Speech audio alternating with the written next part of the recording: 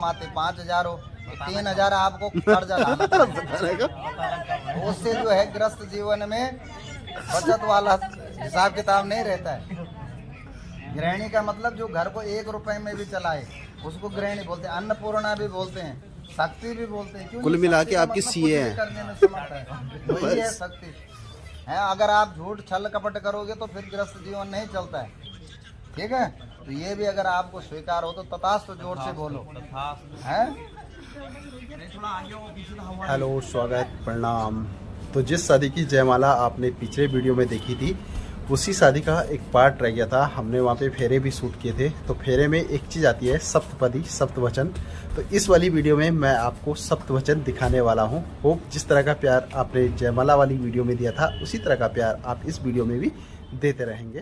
तो ये 4 फेरे तो हुए इसके। अब पत्नी जो है, पत्नी और धर्म पत्नी, क्योंकि गृहिणी भी बोलते हैं। जो अपने घर को सुचारू रूप से चलाते हैं उसको अच्छी गृहिणी बोलते हैं। जो अपने घर के प्रति ध्यान नहीं, केवल मौज मस्ती में ही ध्यान है, बाहर तो चमक धमक है, अंदर जो है अंधेरा है, तो ऐसी भी नहीं है। जो धर्म पत्नी होती है, गृहिणी होती है, वो घर का पहले ध्यान रखते हैं, बाहर वालों का बाद में देखेंगे। घर अगर सुचारू रूप से चल रहा तो दुनिया तुम्हारी है, और घर को सुचारू रूप से नहीं, दिखावे से नहीं चलती है। ठीक है, निर्मल मन जन सो मोहि पावा, मोहि कपट छल छिद्र न भाव। ग्रस्त जीवन का तो मंदिर ही घर होता है, और उस मंदिर को पवित्र रखोगे, संस्कारवान रखोगे तो तुम भी बढ़िया रहोगे, तुम्हारे सास ससुर बंधु बांधव सब तुमसे प्रसन्न रहेंगे, तो वो घर स्वर्ग के समान है। तो जब तक धर्म पत्नी नहीं हुई तब तक उतना अधिकार भी तुम अपना नहीं महसूस कर पाओगे। तो अब इसमें ज़्यादा बातें क्या करना है, समय का भी अभाव होता है, और ज़्यादा गप्पे मारूंगा मैं तो किसी को नींद भी आनी शुरू हो जाएगी। इसलिए तो कहते हैं लगा दो गप कहता, जिस चीज़ की आप चर्चा करोगे उसके जवाब हम जरूर देंगे। हर फेरे पे कोई नहीं करता है। हाँ, मैं तब 14 सालों से तब रिटर्न में भी होकर है करता कोई नहीं। हाँ, थोड़ा बहुत रीति रिवाज में भिन्नता है, हमारा कुछ और है, लास्ट में ही होता है। 19-20 का फर्क है, पर हम जब तुम्हारे घर पे आ रहे तो तुम्हारे अनुसार चल रहे हैं। पर ये लगभग सारा है एक जैसा। क्यों साहब? जी जी। तो कन्या के वचन का क्या है, क्योंकि शर्त आप लगा रहे पहले, हो सकता फिर बाद में लड़का भी लगाए शर्त। ठीक है, तो आप प्रथम वचन क्या है कन्या के, कि मैं तभी आपके बाएं भाग में आऊंगा जब आप मेरी शर्त को स्वीकार करेंगे। तीर्थो व्रतोद्यापन यज्ञ दानम मया सह त्वं यदि कांत कौर्यम वामांग मायामि तदा त्वदीयं जगाद वाक्यम प्रथमम कुमारी। प्रथम वचन क्या है, आप जो है गृहस्थ जीवन में जाने के बाद तीर्थ यात्राएं भी करते हैं, देव कार्य भी करते हैं। तीर्थ यात्रा कुछ भी करोगे आप मेरी सहमति से करोगे, प्रयास करना मुझे भी अपने साथ लेके चलना। अगर ऐसा करोगे, कभी तीर्थाटन कर दिया, कभी घूमने का मन बन गया, आज तक आप अपने यार दोस्तों के साथ गए होंगे, टूर बना दिया कि आज वहाँ जाते घूमने, कल से आप इनकी सहमति से करोगे। जैसा ये स्वीकृति देंगे उसके अनुसार आप चलोगे तो तभी बाएं अंग में आएंगे, नहीं तो नहीं। तो आप करोगे ऐसा, मुंह ये ऐसा नहीं तथास्तु बोल दो, जो आप कह रहे वैसा ही करूँगा। ऐसा मत सोचना ठंड ज्यादा हो रही है, जल्दी कर दे। हाँ, सोच विचार के करना भाई।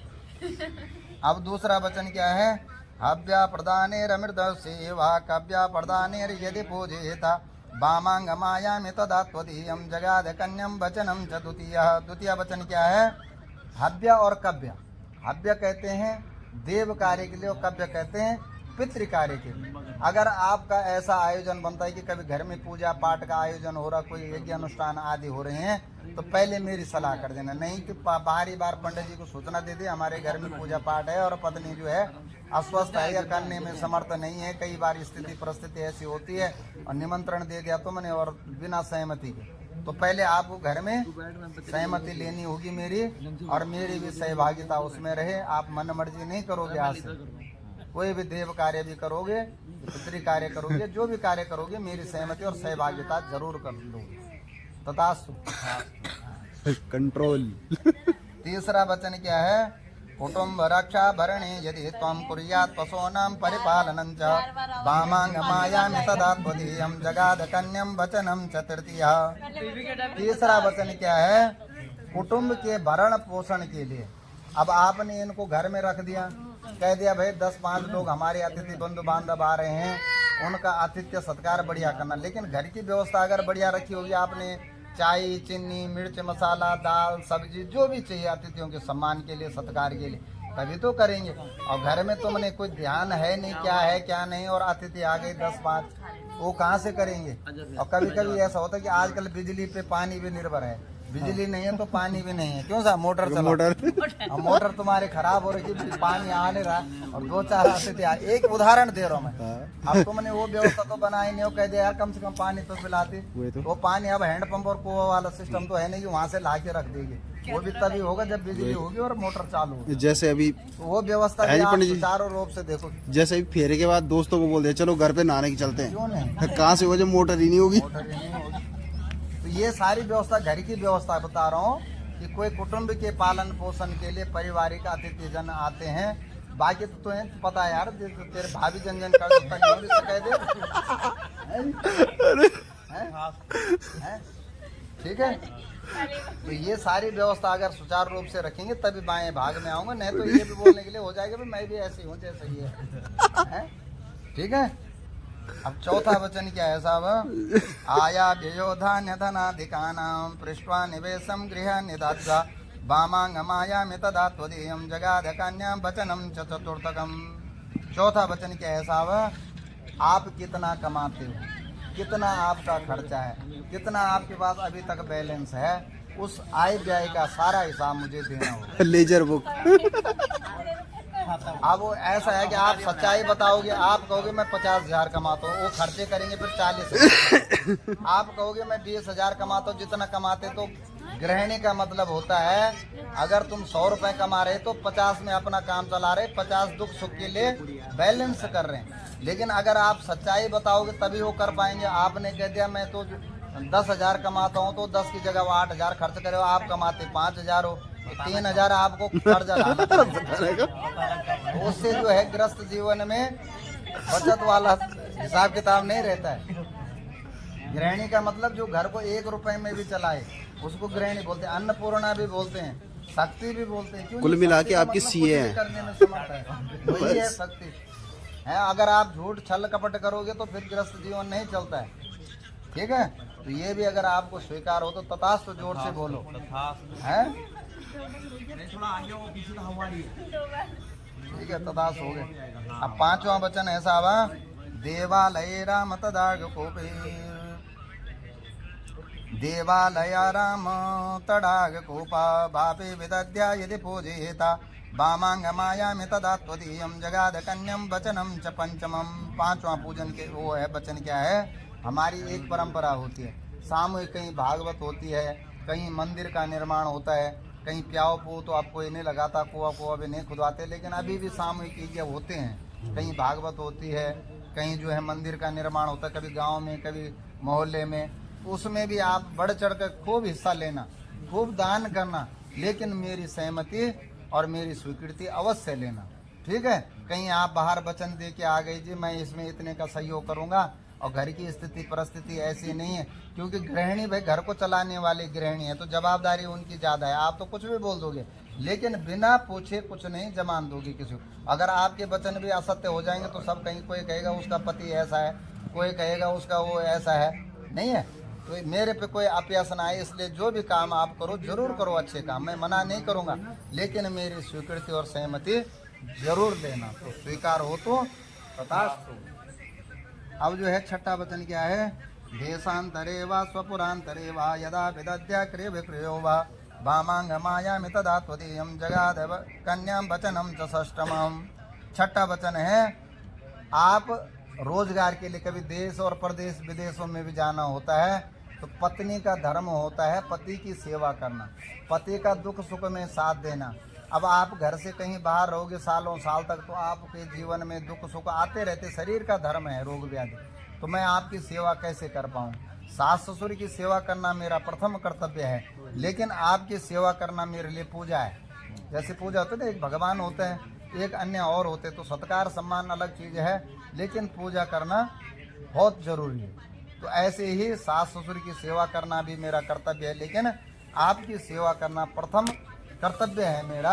जिसको मैं निभाऊंगा, तो आप देश विदेश में कहीं क्रिया विक्रय करने चले जाओगे अधिक दिनों के लिए, तो मुझे भी अपने साथ ले जाओगे। तो अगर स्वीकार हो तो तथास्तु। अब 7वां वचन क्या है? चलो चलो गुरुजी न कंटिन्यू। सेवनीयं परिकामनीयं 10 मिनट हो गए।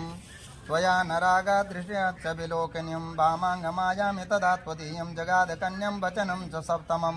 सप्तम वचन है साहब, आप इस प्रकार का कोई सेवन नहीं करेंगे जिससे आपके शरीर को भी हानि होती हो, आपकी पद प्रतिष्ठा को भी हानि होती हो, आपके कुल गोत्र परिवार के लोगों को कलंकित होना पड़े। आप आज के बाद ऐसा कोई कार्य नहीं करोगे। ऑलरेडी पूरा सुने। ये पहले से ही है। पर स्त्री को माँ के समान, बहन के समान समझोगे। स्वीकार है? चलो ठीक है। अब जो है, अब बर कह रहे हैं भाई कन्या सुनो, ये मेरी कोई शर्त नहीं थे। आप कैसे थे, क्या थे, क्या अच्छे गुण थे, क्या बुरे गुण थे, मेरे माँ बापों की सहमति से और तुम्हारे बाप ने कन्यादान किया तो मैंने उसी समय तुम्हें पत्नी स्वीकार कर लिया था। लेकिन जब शर्त वाली बात आ गई तो अब मेरी भी शर्त है। पहले मैंने नहीं शर्त रखी, अब उनकी शर्त है। सब वचन तो एक ही है, लेकिन उसी में इतना है कि 100 सोनार की और 1 लोहार वाली। तो आप सुनो, कहीं पे समझ में ना आए तो दोबारा पूछना, तिबारा पूछना। जब तक समझोगे नहीं तब तक हम भी नहीं उठेंगे, तुम भी मत उठना है जी।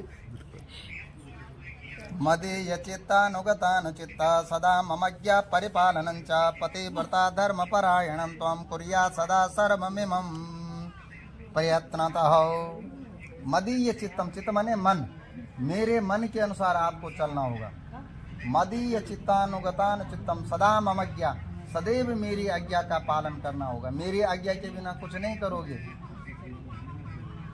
है आ रहा समझ में? पहले तो आपको उनके मन की भाषा समझनी होगी। वो इशारा करेंगे अगर, तो बाद में नहीं बोलना कि तूने मुंह से नहीं बोला। हाँ, तब पता चला कि तूने बोला तो कुछ नहीं है। ठीक है, इतने चतुर बनना पड़ेगा पहले। अगर कोई कमी होगी तो सुधार लेना, ठीक है? नहीं तो कुछ दिन कोर्स कर लेना पहले। टास्क खतरनाक है। इशारों से समझना है। मन की भाषा कहाँ से होता है? आंखों से होता है। मन से जो यहाँ सोचा, आंखों से, मुस्कुरान से या हाथ से कोई इशारा कर दिया, बोलना नहीं है। ठीक है? सदा ममज्ञा परिपालन चा, जो मैं आज्ञा दूंगा तुम्हें उसी अनुशासन में रहना होगा। मेरी कुल परंपरा, आज तक तुम्हारी कुल परंपरा में क्या होता था, क्या नहीं होते थे, क्या तुम्हारी परंपरा थी, उसको यही छोड़ना है। आज के बाद जो हमारी परंपरा होगा उसका आपको पालन करना होगा। यदि आप इसको स्वीकार करते हो तो मैं भी तभी बिठाऊंगा आपको बाएं भाग में, नहीं तो रहो जाओ। स्वीकार है तो तथास्तु बोलो, तथास्तु तो उठो फिर चलो आगे। चलो जी आ जाओ। वीडियो स्टार्ट करो। हाँ है कोई नहीं, इधर को आ जाओ, बस। बाएं तरफ बिठाओ, बस। चेंज अब कर जैसा दो। ये बोलते हैं भाई वैसा करो, थोड़ा थोड़ा। नहीं नहीं, जैसा आप बोलेंगे गुरुजी आप वैसे करेंगे। वीडियो बैठ जाओ, चलो बैठो। चलो पंडित।